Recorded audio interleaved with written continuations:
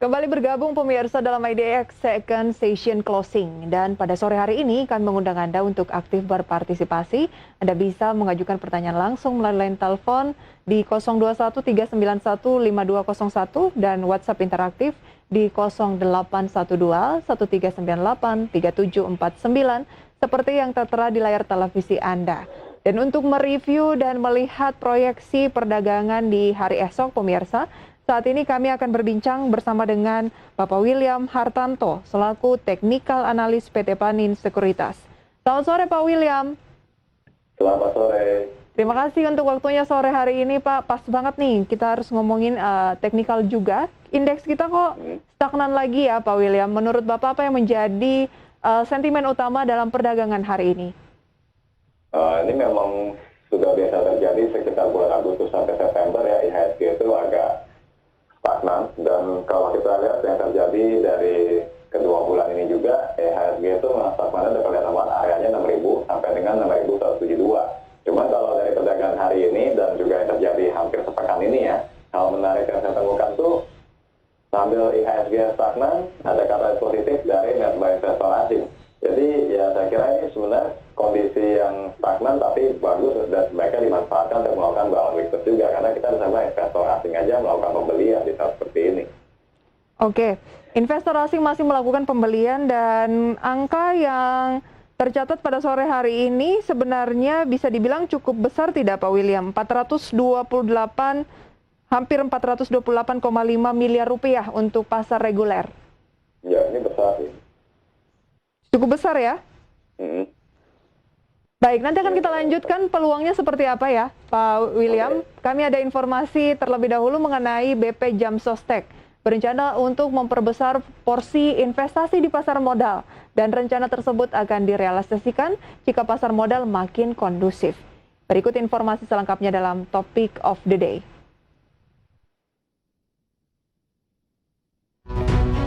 Manajemen BP Jam Sostek dalam rapat dengar pendapat bersama Komisi 9 DPR RI Rabu kemarin mengemukakan rencana untuk kembali memperbesar porsi investasi di pasar modal, khususnya melalui instrumen saham. Hal itu akan dilakukan jika kondisi indeks harga saham gabungan terus menunjukkan tren yang membaik. Direktur Pengembangan Investasi BP Jam Sostek Edwin Michael Ridwan mengatakan saat ini perusahaan terus memantau pergerakan indeks dan pasar modal. Edwin menilai vaksinasi menjadi salah satu pendorong pertumbuhan pasar modal saat ini, ditambah kepercayaan investor yang sejalan dengan pemulihan ekonomi. Seperti diketahui sebelumnya, BP Jam Sostek pernah mengungkapkan untuk mengurangi porsi investasi di saham dan reksadana seiring dengan kondisi bursa saham yang terkoreksi dalam pada tahun lalu akibat merebaknya virus COVID-19. Hal ini membuat Badan Pemeriksa Keuangan kemudian memberikan rekomendasi cut loss terhadap 6 saham yang menjadi portofolio BP Jam Sostek. Namun kini manajemen BP Jam Sostek menyatakan membuka kemungkinan untuk menambah porsi investasi di pasar modal dengan mengacu pada kondisi pasar modal terkini. Keenam saham tersebut yakni Salim Infomas Pratama, Krakatau Steel, Garuda Indonesia, Astra Agung Lestari, London Sumatera Indonesia, serta Indo Tambang Raya Megah. Edwin menambahkan, dari 6 saham yang direkomendasikan untuk cut loss tersebut, 3 diantaranya sudah dilakukan langkah profit taking, yakni Krakatau Steel, Salim Infomas, dan Indo Tambang Raya.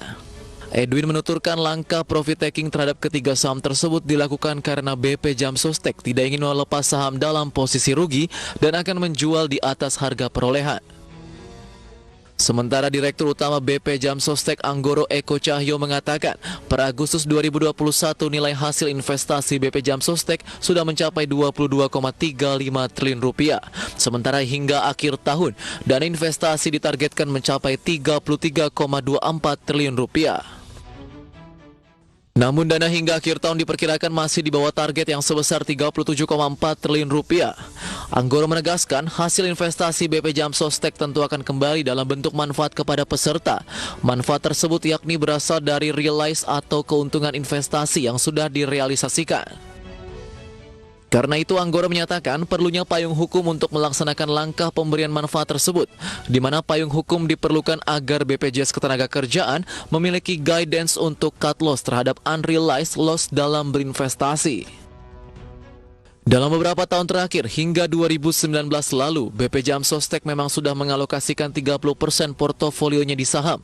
Hal ini menunjukkan BPJSTK sudah menggelontorkan 30% dari dana kelolaan baru tahunannya dan mengontrol kurang lebih 7% dari jumlah saham beredar di pasar modal Indonesia. Berbagai sumber IDX Channel.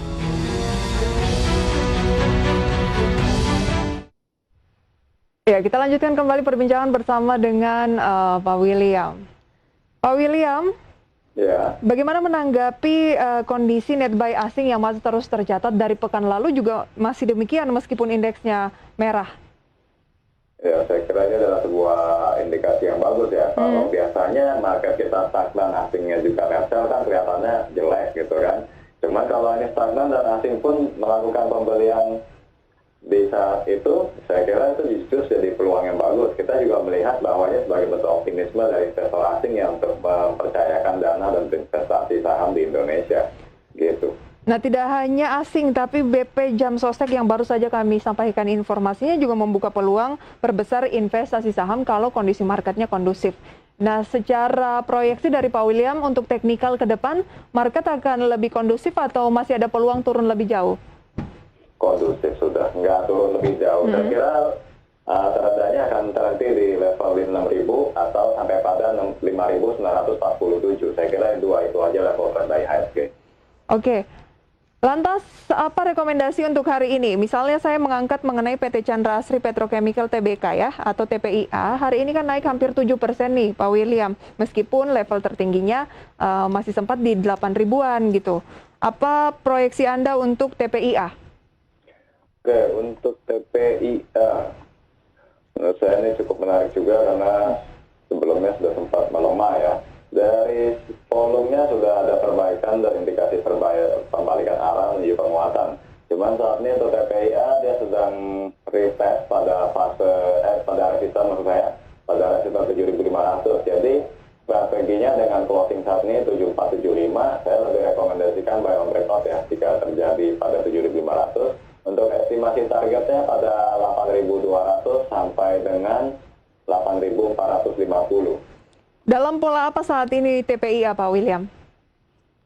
Menurut saya ini bullish engulfing ya dari candlestick-nya. Ini sebuah indikasi daya beli yang cukup kuat pada perdagangan harian. Oke, bullish engulfing ya. Jadi buy if break 7.500, ada peluang balik lagi ke 8 ribuan. Ya. Kalau ternyata terjadi aksi profit taking di TPIA karena kenaikan 7% hari ini, apakah juga menarik untuk di buy di level bawah? Ya, menarik juga. Selama dia bertahan di atas level 6.800 bisa dilakukan pembelian. Oke. Itu sebenarnya lebih bagus sih jika memungkinkan. Baik. Kita tinggalkan TPIA, beralih ke perbankan. Ada pertanyaan yang masuk, ini tidak mencantumkan nama tapi menarik Pak William pertanyaannya. Asing kok banyak melepas BBRI ya? Khususnya BBRI RAIK di pasar tunai hari ini sampai dengan 1 juta lot di harga rata-rata 207. Bagaimana tanggapan Anda, Pak? BBRI RAIK ya. Betul. Banyak dilepas oleh investor asing. Oke, kalau untuk saham RAIK itu memang umum sih kalau terjadi penjualan ya. Berarti itu memang juga menunjukkan bahwa investor asing tidak ada niat untuk menembus. Cuman saya kira itu efek yang sementara aja karena memang pada umumnya saham merah isu itu harganya akan menurun dulu karena untuk menarik investor baru ya. Dan kita juga tahu harga tembusnya kan 3.400 untuk BBRI ini. Jadi memang bukan hal yang aneh jika masih melakukan penurunan.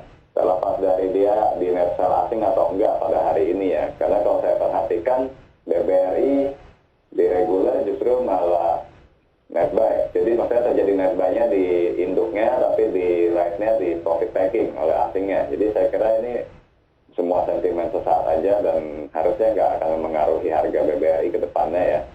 Untuk yang sedang investasi BBRI, jadi calm down saja, sabar saja. Proyeksi BBRI bagaimana, Pak? Oke, untuk proyeksi BBRI, saya perkirakan pelemahan sudah jauh lebih terbatas. Estimasi supportnya itu berada pada 3.470, jadi masih mendekati harga penebusan. Dari saat ini sudah bisa melakukan averaging down, menyicil beli sampai 3.470. Cicil beli sampai ke posisi 3.470. 3.470 ya. Ya, nah sekarang kita persiapan untuk target ketika reboundnya itu berada pada 3.700 dan 4.090. 3.700 sampai dengan 4.090. Kalau yang sudah punya saat ini dan mungkin lagi nyangkut dekat-dekat di 3.600 tiga tujuan begitu Pak William, dan Anda bilang masih ada proyeksi ke 3.470, apa yang sebaiknya dilakukan? Apakah buyback lagi nanti ketika turun ke 3.4 atau bagaimana? Ya, averaging down saja. Averaging down saja ya? Berarti BBRI ini secara jangka menengah dan juga panjang masih sangat layak untuk berinvestasi di emiten ini? Masih. Masih, oke. Baik, kita beralih ke saham pilihan dari Pak William sore hari ini. Lebih ke saham-saham seperti apa, Pak? Oke, dari saya rekomendasinya sih sebenarnya lebih ke saham-saham sektor energi ya, khususnya di yang related dengan batu bara. Kalau ditanya alasannya, karena saya melihat dari harga batu baranya itu sendiri udah naiknya tinggi banget, tapi dari harga saham-sahamnya masih stagnan juga. Jadi seperti sebuah kondisi atau peluang untuk melakukan balance weakness. Oleh karena itu, saya merekomendasikan buy untuk Adaro, UNTR, lalu tambahannya Pegas dan MTDL. Ini 4 saham yang saya rekomendasikan. Oke, Adaro Anda rekomendasikan melihat dari harga komoditasnya ya? Lebih ke jangka pendek saja atau bagaimana? Siklikal begitu Pak William? Pendek menengah ya, karena menurut saya masih cenderung stagnan dan kemungkinan masih sampai akhir bulan, jadi nggak bisa kita bilang ini proyeksi itu jangka pendek ya, karena dari market sendiri juga secara keseluruhan masih stagnan gitu kan, jadi memang kita cuma estimasinya untuk melakukan pembelian pada saat pelemahan atau di dekat area support. Oke, baik. Kita mulai dari Adaro. Kalau dilihat Adaro pada saat ini stagnan di 1390, Pak. Ya, oke. Adaro itu ada support pada 1300 dan ini masih cukup kuat karena kalau kita perhatikan pergerakan dia dari awal September itu 1300 juga sangat dipertahankan. Lalu dia ada resisten di 1400. Memang baru tersentuh dari perdagangan 2 hari ini dan belum ditembus ya. Karena hari ini aja closingnya masih di bawah 1400. Kita rekomendasikan buy dengan support 1300 itu juga sebagai stop loss apabila ditembus. Nah, kalau resisten kan terlalu dekat nih di 1400. Ini hanya sebagai informasi aja gitu. Jadi kita bisa berikan target yang lebih jauh pada saham Adaro, yaitu di 1450 sampai dengan 1600. Itu target setelah dia breakout dari 1400. Oke, akan lebih confirm kalau dia mampu breakout dari 1400 ya? Betul. Jadi untuk besok, kalaupun dia nggak lebih turun, tapi langsung ke 1400 dan lebih dari itu, bisa langsung buy saja? Bisa. Tapi tidak untuk jangka menengah ya Pak William ya? Oke, lebih ke jangka pendek ada peluang 1450 sampai 1600 untuk Adaro. Kemudian selain Adaro, tadi Anda menyebutkan UNTR. Ya, oke, UNTR. Kenapa saya milih saham ini? Karena sejak bulan Juli itu ada pembentukan pola yang namanya triple bottom dan itu terbentuk pada 18.575. Nah, ini adalah support yang kuat sekali dan 3 kali tertentu tidak mampu ditembus. Sehingga inilah awal mula terbentuknya pola triple bottom dari UNTR ini. Nah, UNTR ini kita rekomendasikan buy and hold selama masih di atas 18.575. Dan target terdekatnya itu ada resisten pada 22.850 dan target lanjutan hingga 24.000. Oke, jadi sudah sempat diuji ke 18.000 tapi tidak jebol sampai 3 kali gitu ya. Jadi masih ada peluang ketika dia mampu bertahan di 18.575 ya. Ya. Ada target berikutnya ke 20 bahkan sampai 24.000 Pak William ya. Iya, betul. Baik, kemudian berikutnya Anda juga merekomendasikan untuk saham-saham lain Pak William, yaitu Pegas ya? Ya. Apa yang menarik dari Pegas? Ini kalau tadi kan batu bara, mungkin harga komoditasnya juga mengalami peningkatan. Kalau gas? Oke, Pegas ini penilaian secara teknikal aja. Jadi sebenarnya kan kalau diperhatikan dari pertengahan Juni sampai pada 3 hari yang lalu, itu dia masih stagnan dengan area 960 sampai dengan 1080 ya. Nah, sekarang area stagnan ini sudah ditinggalkan ditinggalkan dan Pegas memulai penguatannya. Dengan kondisi ini 1080 menjadi support baru dan kita memproyeksikan penguatan berlanjut dengan target 1215. Sehingga selama tidak menurun di bawah 1080 bisa diterapkan strategi buy and hold. Oke, selama tidak di bawah 1080 bisa buy dan hold. Kalau diperhatikan Pegas pada sore hari ini closing pada posisi 1130, masih bisa buy berarti ya Pak William? Bisa. Ini murni karena teknikalnya sudah mendukung. Ya. Baik, dan yang terakhir adalah MTDL. Oke, MTDL ini sifatnya untuk strategi trading jangka menengah panjang ya, karena memang bukan saham yang akan bergerak naik dalam waktu singkat. Dari penilaiannya hanya dari teknikal juga. Support pada 2400 dan resisten pada 3000. Jadi kita rekomendasikan buy juga, hanya stop loss-nya jika pada saat menurun di bawah 2400. Gitu. Oke, turun di bawah 2400 kita stop loss ya, juga based on technical. Baik, nanti akan kita bahas lebih jauh untuk pertanyaan-pertanyaan yang masuk melalui WhatsApp interaktif. Pemirsa, kami masih mengundang Anda untuk mengajukan pertanyaan. Kita akan jeda terlebih dahulu Pak William. Kami kembali sesaat lagi.